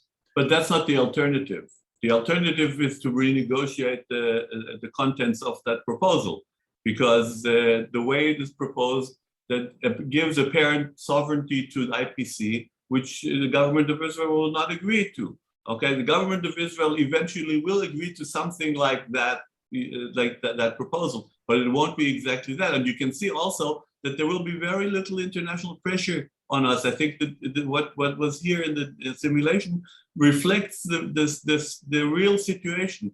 Israel is, whatever you think about it, is pretty well protected against heavy influence from abroad at this particular time. It's getting worse for Israel, but it's nowhere near the situation where Israel have to say, well, we just have to give in and do whatever the world asks us to. Yeah, I agree with you. Every legislation will have to have the president go back and forth 1,000,000 times between Israel, Hamas, Palestinian leaders all over the world to reach a consensus. There is no way we can do that in a half-an-hour simulation. but it would, and then there will be a lot of pressure. So what you see in one simulation is really not, it's not going to be reflected in reality. You know, I think that if there was 5 million people voting, it would be a game changer. Let's go to Len. Yeah, I have a question. Wait. Now, who are you, Jay? Is asking the question? No, I'm sorry. This is Ross Hashimi. I'm sorry. What's your name? Ross Hashimi. Okay. Maybe you. I'm just one of the Let's go to participants. Len and then Charles and then Ross. Okay, I have a number of comments. First of all, Chomsky obviously left because he wasn't interested in playing the game. All he was basically trying to say was that Israel is illegitimate and doesn't deserve to belong around. So he just walked out because he said his piece and he isn't going along with any simulation. I think part of what your problem is you assume that the Arab sectors in the whole of Israel and Israelis are on equal footing and are going to share something. They're not. Israel is one of the 10 most important countries in the world. It trades with the whole world. It has several international ports, 3 at least. It's got international airports. The things you want to give it, you want to give the Arabs or the Palestinians, if you wish to call them that, access to this. So you're giving them something. Israel gets nothing out of what you're doing. Israel gets peace if it gets peace. So I think, and Israel is not giving up. Israel is the world leader on water recycling, water desalination, agriculture. It is not giving this up to any global group over you, not in a million years, because they are the world's leader. Why would they give it to you? So that's not going to happen either. Yeah. Well, and I think you've got to have a practical thing. And what people are having a lot of trouble with is who represents what. There's a town in the West Bank in Area C, which is at the moment totally under Israeli control, or A and B, which is under the Palestinian Authority. The whole thing makes a lot more sense when you have defined borders where people are independent to do what they want in their areas. So it gets complicated, but Israel's not giving away a bunch of stuff to either the Palestinians, which they have built up over 73 years, or to a group like ours, which is looking at an overview. And we have an overview as a moral grouping. We can produce moral suasion, but you're not gonna tell one of the major economies or cultures in the world that they're getting pressure from who? From the Saudi Arabia? The Saudis want to do business with Israel now. I mean, the Palestinians have lost a lot of mileage over the years. Yeah, Len. With the Abraham Accords. I want to do business. I want to do business with the Palestinians. I want to do business with the Israelis. I want to invest all my money in that area because I want to make peace and I have the power to do so. An economic peace. Yeah, that's what I'd like. Because if we have an economic peace that we're all relying upon, then we're not going to change it. And we don't have to worry about Iran coming and stealing that peace. But I'm not going to put my money into investing in an economic zone that Iran is going to take over through Hamas.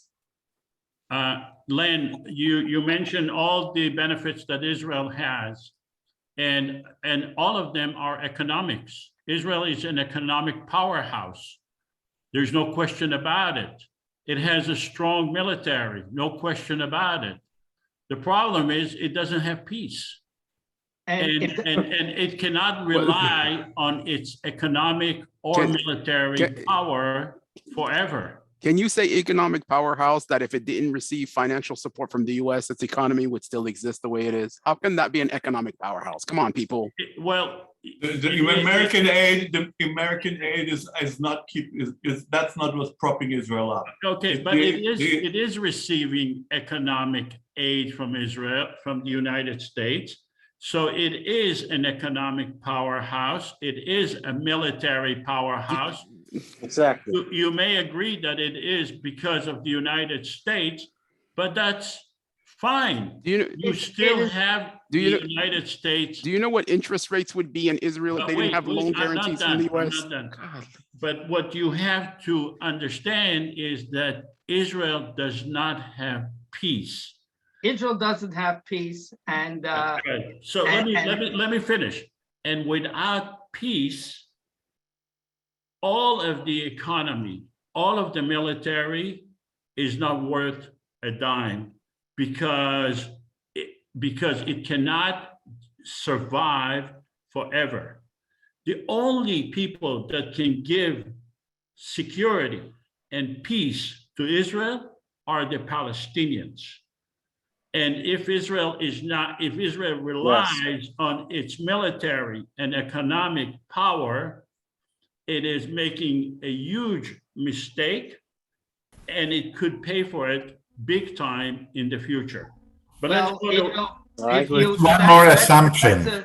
Not any more than. That's a two-way road. Let's go to Roth, and then Charles. Yes, thank you very much. I'm participating from California, and I wanted to commend the whole group. And I'm so sorry that Mr. Chomsky left. But I have a question for the group. With what you're doing, which is very good and positive, I wanted to ask what the group think we are going to be in 10 years, 20 years, and 50 years, what the situation is going to be. I mean, you're asking a very hypothetical question to a group. Everyone has his own opinions here. I am working to make peace, and I'm hoping that our vision of peace will prevail. That's all I can tell you. Can we go to Charles? Hi, everybody. I would like to comment about Mr. Chomsky's objections. I think that the proposal that he was objecting to in the, number 3 and number 6, or number 2 and number 6, whatever it was, could be stated more appropriately that might get past some of his recognitions. And that is that we, the IPC, recognize the current power structures that exist. We do not attempt to supplant them, and it is not within our power, either through this recognition or not, to confer legitimacy, either positively or negatively, on them. I think phrasing in that manner would circumvent the... How would you phrase it? We, the IPC, recognize the current power structures as they exist, as, we recognize that they exist. We recognize that they have power, right? Through this recognition, and in our proposals, we do not intend or attempt to supplant their power in any way. This power is conferred upon them by the current political situation as it exists. In this recognition, we do not further reinforce their legitimacy, nor do we detract from it. We have no opinion on the matter of their legitimacy, either for or against. Good point. We did over there was supposed to do exactly that. Problem was that he didn't want even to accept the fact that voting can actually do that. Well, I believe that Chomsky was putting us in this box where you're saying that by recognizing them, you are recognizing their legitimacy. And that is a distinction. I mean, the United Nations did not kick Israel out of the United Nations because they, said that, well, we don't agree with what you're doing in the West Bank. I mean, is the United Nations conferring legitimacy upon what Israel is doing in the West Bank by not kicking them out? No, it's just recognizing the current actual political system that exists. You can't say that it's wrong and therefore it stops existing. So that distinction could be phrased more appropriately so that we don't get hooked into that trap. Yeah, good point, good point. Joseph. Let's go to Libby. Let's go to Joseph. Libby. Joseph, just a moment. I'm sorry, the Prime Minister of Israel has to retire for some urgent business. So I have to leave you on. Okay. Take care. Thank you very much. We'll All right, be in thank touch. you, thank you. Bye, Take care. Emmanuel. Bye, Valda. Bye-bye. Let's go to Libby. Yeah, thank you. I'd like to just throw in something a little bit different here because we get so stuck on these details about what ifs and what ifs. And a minute ago, I think it was Ross who asked, where will we be 2 years from now, 5 years from now, 10 years from now? And I'm thinking, I'm trying to wear a bigger hat here. And currently, I'm very concerned about the climate crisis that is affecting the entire planet. I'm very concerned about, in the United States of America, we spend all of our money on military weapons, which are making us less secure than ever, instead of taking care of the human needs. We are experiencing again the COVID crisis, and I know in Israel, it's making a big comeback to the citizens of Israel. There's a lot to think about in terms of our interrelatedness, our interconnectedness. And I think we are living in a time where it's really important for us to be thinking more in that way. How are we going to survive together on a planet that is dying, that we're killing, and we're overusing? So some of the questions that we're asking today seem to me to be more self-centered, narrow thinking, limited thinking. And it's not gonna, and none of us are gonna survive if we continue to think that way. So I just like to throw out the option of thinking about a much bigger picture than just Jews and Palestinians or Americans. We are all in it together, and we really have to figure out how we're going to cooperate and live in a way that we're all going to be able to actually survive. So that's what I throw into the mix as we consider making very difficult decisions about questions and issues that need to be much more broad about our global survival. Can you connect that a little bit to the Israeli-Palestinian conflict, or just a general? Yeah, I would say it's totally connected to Israel-Palestinian, because I think if they could learn how to cooperate, live together, the area would be much more attractive to tourists. I think a lot of Israelis don't even think about or know the suffering that many Palestinians experience on a daily basis because they're not exposed to it. They don't really hear about it or care about it. So don't mention the wars, that what wars also do for the environment. Yeah, all of these suggestions, if it improve life of the Palestinians, it will also improve the daily life and the security of the Israelis. So it's a win-win if everybody comes out having a life that they can live and has meaning and purpose and security. Right now, there's a lot of losers. Yeah. I agree with you. And Libby, I just wanted to show these in the joint economic zone. We were talking about sewer treatment, desalination plants, and solar farms, wind power, and green energy. All of this is extremely important in Israel and Palestine. The sewer system treatment in Gaza is not modern at all.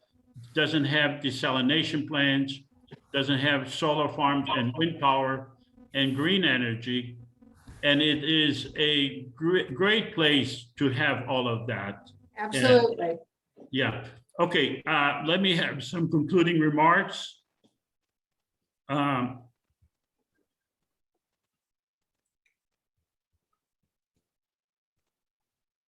So how do we make this happen?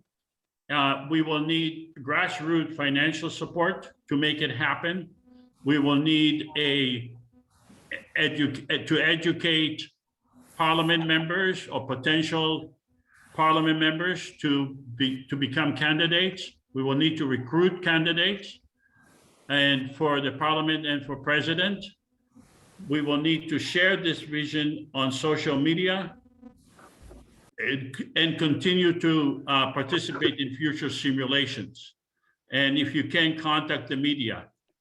The LA United Teachers of Los Angeles, they are going to be making a decision regarding Israel-Palestine. And I think it's important to contact them and give them the option of a common government. I want to tell you about our next simulation is on September 6th with Dennis Ross.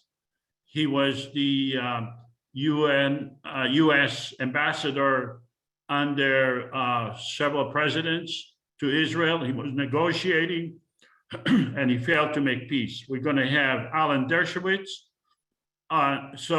Dennis Ross is on September 6th, Alan Dershowitz on September 19th, and Cornel West on October 3rd. We are bringing different people to have different visions, and hopefully we'll get some sort of consensus at the end. So I want to thank you all for joining and hope to see you in the next simulation with Dennis Ross. Thank you so much, everyone, for joining.